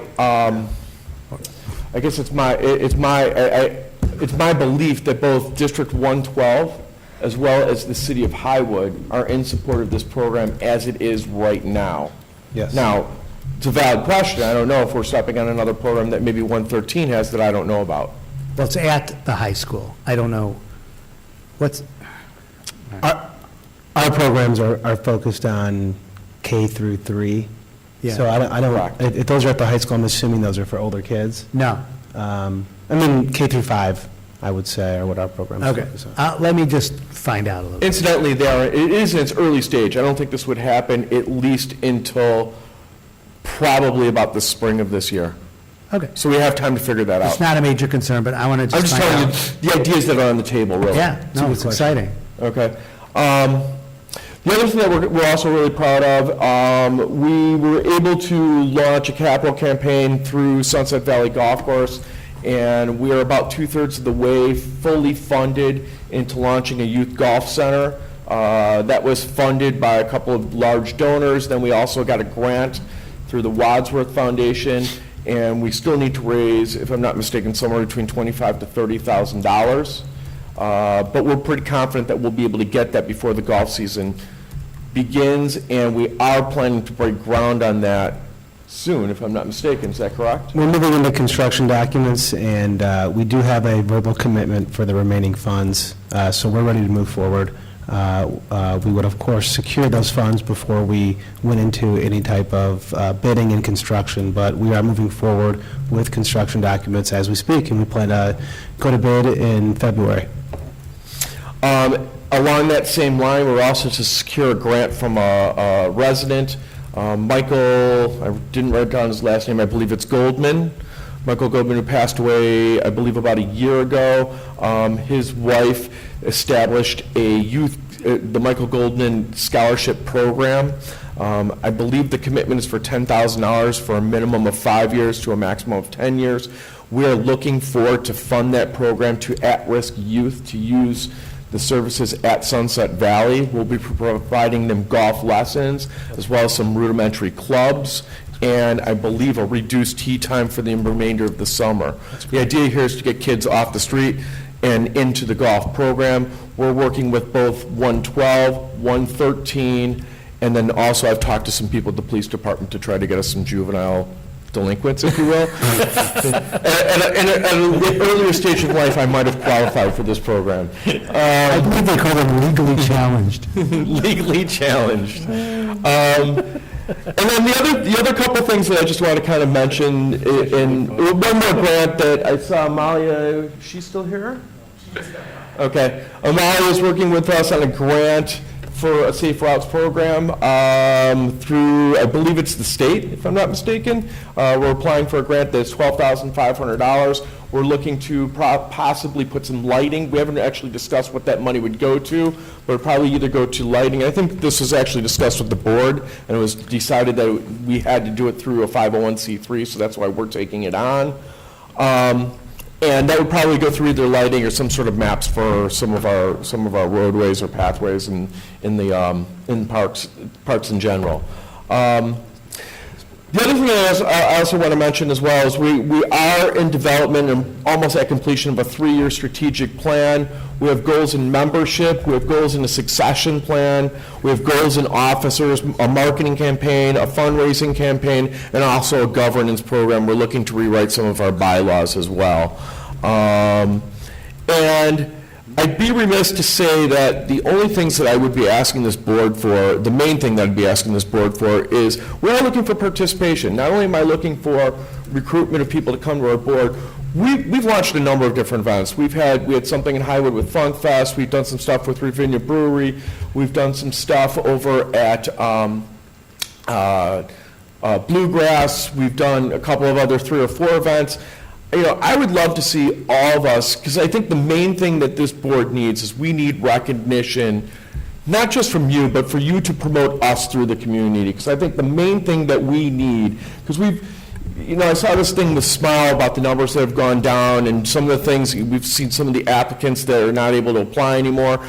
I think the main thing from this board, if I can get some action from here, I think that the board itself could use more actionable into the community, and I think that I just need another 5, 6, 8, 10 voices to help us out. And that's about it. I really do appreciate all of the, especially Terry's been great with me, and I've not only had some excellent life lessons from Terry, but I think Terry's become a very good friend of mine in the process. And I'd love to see the same. I think Brian has also become a very good friend in the process as well. I think that we just need, I appreciate all the help of the board so far. I'm just looking for anything that you can provide us from a face in the crowd, if you will. Thank you. Before he leaves, though, but you're looking at, the kidney, the heart, the brain, everything of this foundation. Honestly, they should be just a tiny bald head on our logo if we do that doing a handstand. From a marketing perspective, that would be disastrous. You might want to use my wife's face, but No, in a great logo pose, that would be a great logo. Bob, you're the heart of that organization, And so thank you for all you do. Thank you. And I second Terry's Hey, Herb. comments. It's, Bob's done a great job. What'd you do with the extra merchandise from the pop-up?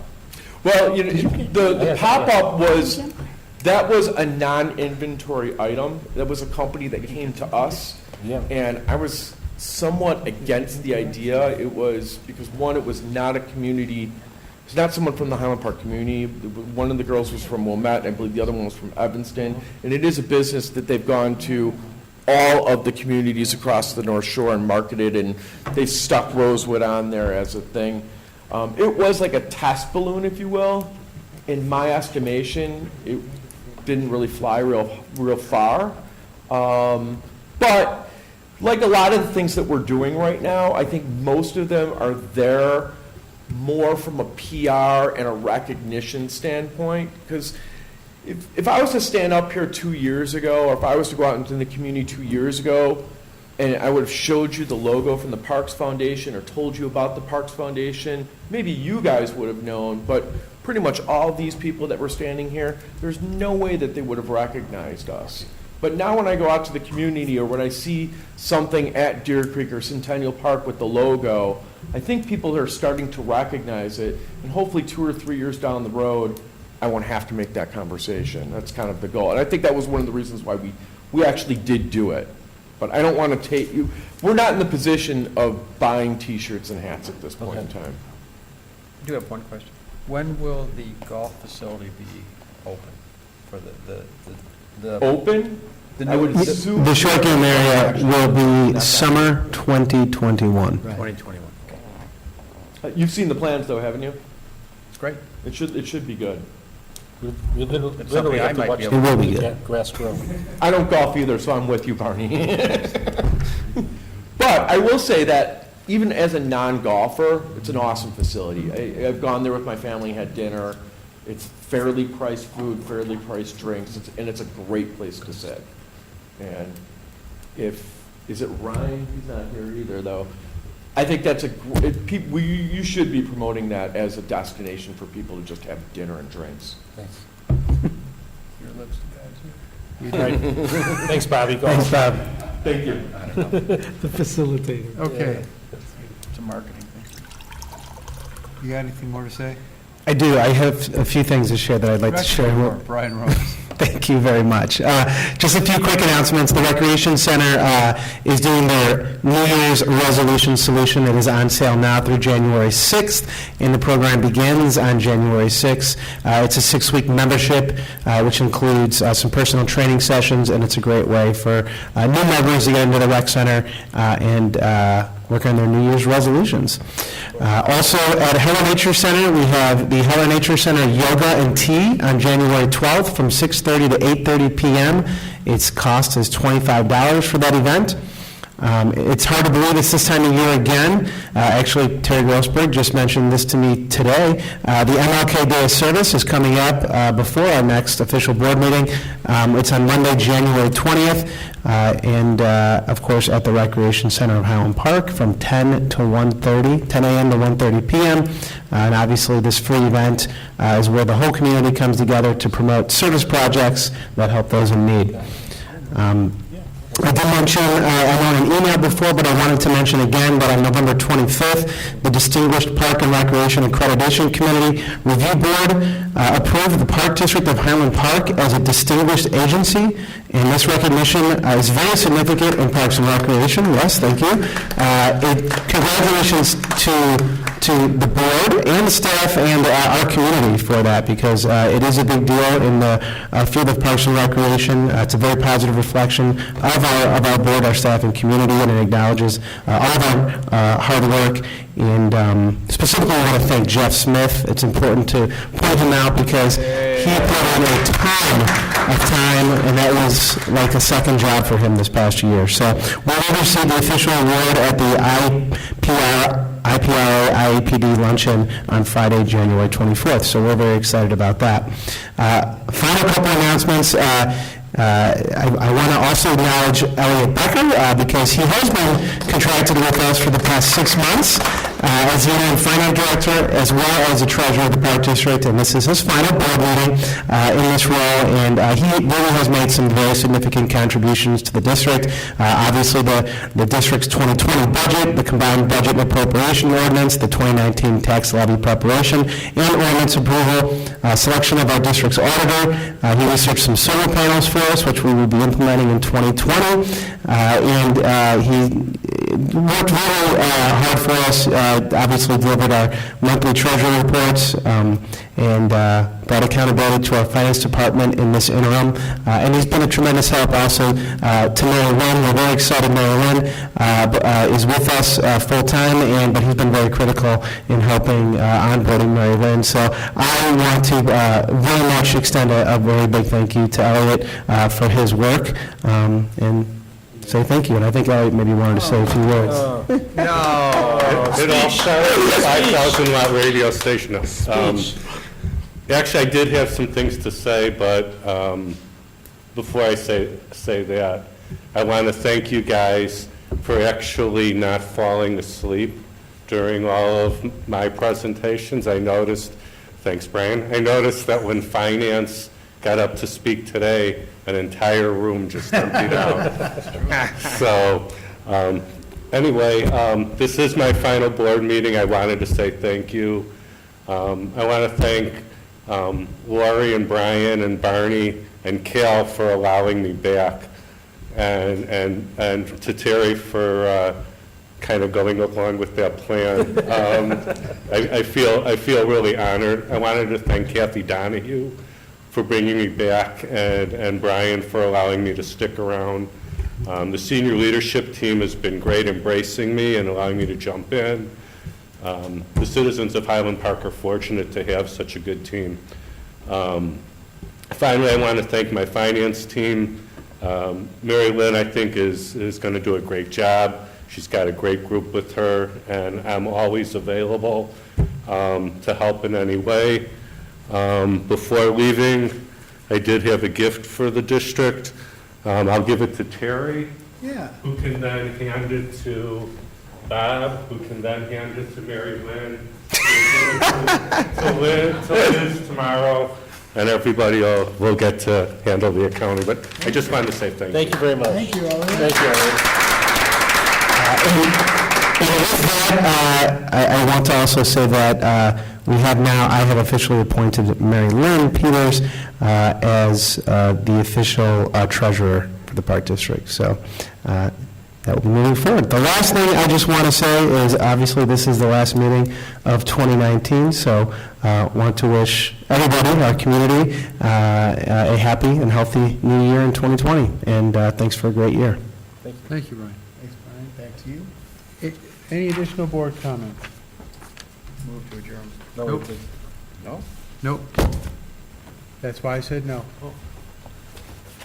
If someone from the public speaks, they should give their name and address. David, would you like to address the board? I'd love to address the board. Who is this? It's open to the board to address the public time. That's why I stuck around. I spoke earlier, David Sogan, 1092 Wade, Highland Park. The first thing I'd like to offer to the board, to the staff, is if Jean Sogan is offering you to help write a grant, take advantage of it. She's the best wordsmith I know and have ever known. And I've known a lot of really good writers, but she really can make a very good contribution for that. I want to go back and reflect back at the meeting that Brian Romes was at, Barney was at, for the boating community. At that meeting, Barney indicated, Commissioner Ruttenberg, that we should find creative ways of financing. In real time, one of the boaters, Jane Pesic, said, well, what about this grant? And Brian, you didn't think it would apply at the time, and she kept at it and found out that, well, maybe it does. And what I want to say about grants is that you never know what's going to be funded.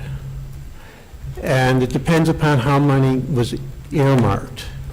in any kind of funding. And one of the best examples I know of that is those of you who visit the Botanic Garden notice this amazing brick wall all along the highway. And you wonder, how do they afford that? Well, there was money for soundproofing that was available to communities, and it was several $million. None of it was being used because it required a certain amount of matching. So someone at the Botanic Garden wrote the grant, and they took the lion's share. I think it was, my recollection is like $10 or $20 million. This is a lot of money. And they built a soundproofing, which when I talked to engineers about it, wood's a lot better than brick, but brick looks a lot neater.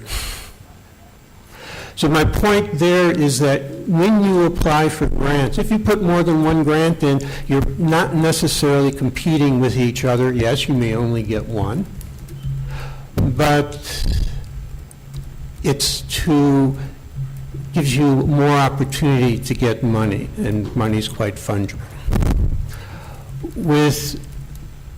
At the meeting that we were at, Barney said, look for creative financing. The community worked very hard and worked with staff and Brian to come up with creative financing, and you guys just shut it down. Brian Kaplan, I really appreciate your support. Brian Romes, I really appreciate your recommendation, and Cal. But for the rest of you, you have made a whole community extremely irate and feel that they've been tricked once again. And I think that's very unfortunate. And Barney, I'm not sure why you want to participate in this task force, since you are not particularly positive about the site from what our perception is. So I would hope that if you are going to participate, you're looking for solutions and not keep on coming up with reasons to shut it down. Oh, it's this smaller and smaller group of people, and we keep on trying to explain it's a much larger group of people. I'm not sure what's going to happen in the next month, but I really expect that you're going to find a number of very irate individuals, as much as they were 3-4 years ago when the city was going to shut the whole site down. And as far as Rosewood Beach, I'll go back to another comment I had about that.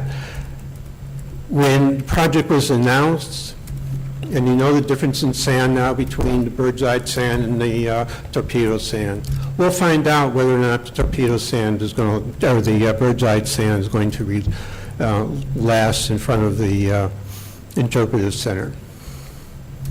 But I would strongly recommend that you watch that site very carefully.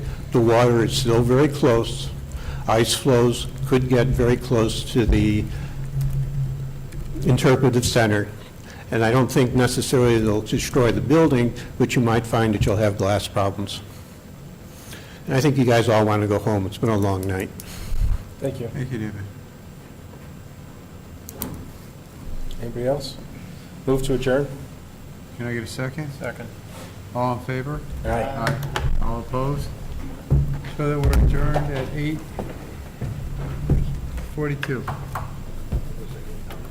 No. 38. No, I was going to stand there. What?